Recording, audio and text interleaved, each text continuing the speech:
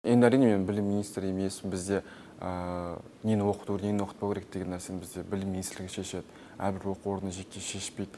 Сол әрбір оқу орны жеке шешпегеннен кейін меніңше сұраныс туындағандықтан жаңағыдай үкіметтік емес ұйымдар, медианет болсын, мінбер болсын, тағысы болсын, осы жаңа медиаға қатысты арнайы трейдер курстарға сұраныс бар екенін түсінгеннен кейін қолға алды. Менің түсінігімде ол екеуі де болу керек.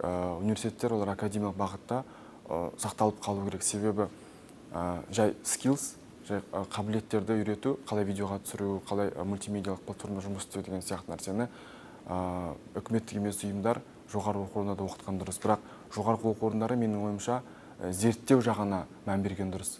Яғни бізде қоғамда қазір жаңа медианы зерттейтін мамандар, білмеймін, бар ма жоқ па, мен өзім кездестірген жоқпын.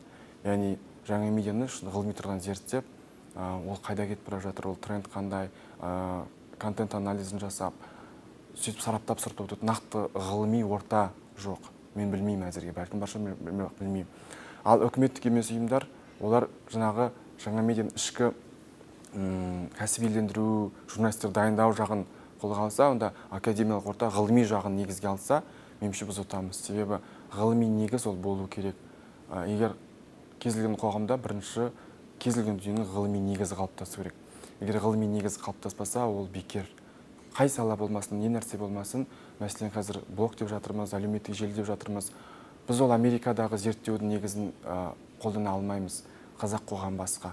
Бізде қазақ қоғамында жаңа медианы қалай дамып жатыр, оны ғылыми негізге салып зерттейтін арнайы бір орталық болып, ғылыми негізі қалану керек. Себебі біздің менталитетіміз, діліміз басқа, тініміз басқа.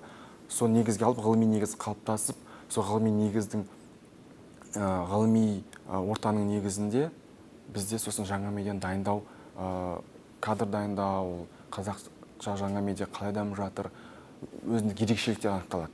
Қазір біз әрі түртіп жүрміз да, Еуропаның бір үлгісін аламыз, Американың бір үлгісін аламыз, Азияныкін бәлкім қолданармыз, Ресейге қатты еліктейміз. Біз бөлек елміз, біз Ресей емес, біз басқа елміз, халқымыз басқа, саясатымыз басқа, ұстанған бағытымыз басқа. Біз өзіміз зерттеуіміз керек. Егер біз зерттемесек, біз әлі күнге сол мұқтаж боламыз. Сондықтан менің ойымша ол академиялық орта, университет болсын, жоғарғы оқу орны болсын, академиялық бағытын болу керек, ол міндетті түрде қажет. Себебі ол, егер сен өзіңнің ғылымын дамытпасаң, сен өзге елдің ғылымына мұқтаж боласың. Ал үкіметтік емес ұйымдар, немесе жаңағы қысқа мерзімді тренингтер, олар да болу тиіс. Олар керісінше жаңашылдықты бірінші алып келеді. Себебі оқу орындары олар күтеді. Министрліктің нұсқау күтеді, оған уақыт керек, оқулық жазу керек деген болса, үкіметтік емес ұйымдар жылдам шетелге шығады, жаңа нәрсені көреді, бірден бейімдей алады. Олар жаңа бюрократиялық кезеңдерден ада келеді. Сондықтан екеуі бір-бірін толықтыру керек сияқты менің түсінігімде.